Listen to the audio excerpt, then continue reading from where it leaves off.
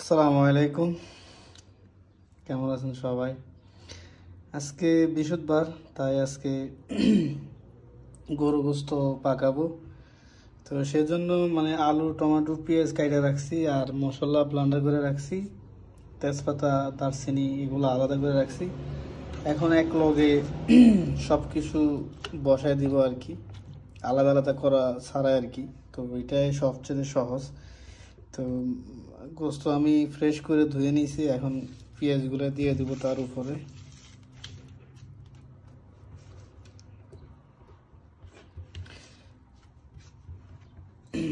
তারপরে আমি tomato 2-3 piece দিয়ে রাখবো, যাতে একটু টকটা লাগে আর কি, একটু ঘন হয় তাড়াতাড়ি। আর এই যে তেজপাতা, এলাচ, লং, দারচিনি এগুলা দিয়ে দিলাম আর কি।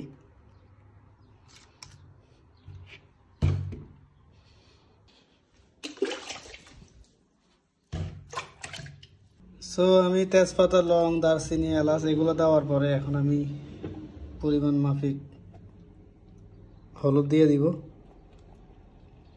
এটা হয়ে গেছে। তারপরে গুঁড়া মশলা মিক্স মশলা আর কি, যেহেতু গরুর গোস্ত একটু সব কিছু বেশি বেশি করে দিতে হবে আর কি, না হলে মশলাটা ভালো হবে না। গুঁড়া মরিচ আর কি। তারপর আমি যে মশলাটা একটু আগে গরম মশলাটা ব্লেন্ডার করছি, এটা তুলনামূলক দিয়ে দিব। তারপরে লবণ দিয়ে দিব ওজন মাফিক।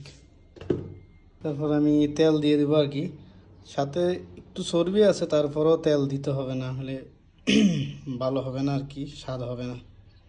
তো আমি একটু তেল দিয়ে দেব। ওকে, সব কিছু দেওয়া হয়ে গেছে। এখন আমি হাত দিয়ে একটু মিক্স করে নেব, না হলে আসলে সব দিকে গোস্তর মশলা যাবে না আর কি, ঢুকবে না ভিতরে। তো আমি হাত দিয়ে একটু সব মিক্স করে নিতেছি। তো বিদেশের বাড়িতে আসলে আমরা এভাবে আসলে শর্টকাটে করি। আমি আগে এভাবে বেশি করতাম, তবে এখন কিছুটা হলো আমার নিয়ম পাল্টাইছি, এখন আমি অন্যভাবে করি। তবে আজকে সবগুলো এক লাগে বসায় দিব আর কি, আশা করছিলাম। তো আলুটা পরে যখন সিদ্ধ হয়ে আসবে তখন দিব, ঠিক আছে?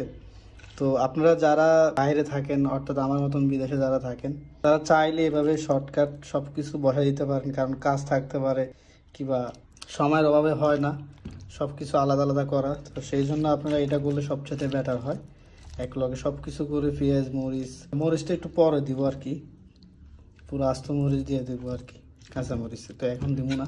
তো আপনারা এইভাবে পারেন সব কিছু মিক্স করে এক লগে বসাই দিতে পারেন। বসাই দেওয়ার পরে আপনারা যখন এটা সিদ্ধ হয়ে আসবে তখন আপনারা আলুটা দিয়ে দিবেন, টমেটোটা দিয়ে দিবেন, এতটুকু। তো এখন আমি একটু পানি দিব আর কি, একটু সামান্য একটু পানি দিব, নাহলে সমস্যা আছে। তো আবার একটু লড়াই ছাড়াই আমি আমার হাতটা ধুয়ে বসাই দেবো আর কি, বিসমিল্লাহ করে। আপনাদের সামনে জাস্ট শেয়ার করলাম। তো আপনাদের মতামত অবশ্যই জানাবেন, আপনারা কেউ কি এরকমভাবে করেন নাকি জানাবেন। সব কিছু বসে দেওয়ার পরে এখন এই পরিস্থিতি প্রায় হয়ে গেছে। তো আশা করি খেতে অনেক ইয়ামি হবে, অনেক স্বাদ হবে। তো আপনারাও আপনাদের জায়গা থেকে ট্রাই করে দেখবেন। তো খাবারটা দেখালাম না, আপনারা বুঝে নেবেন, ঠিক আছে? তো ভালো থাকবেন। ওকে, আল্লাহ হাফেজ।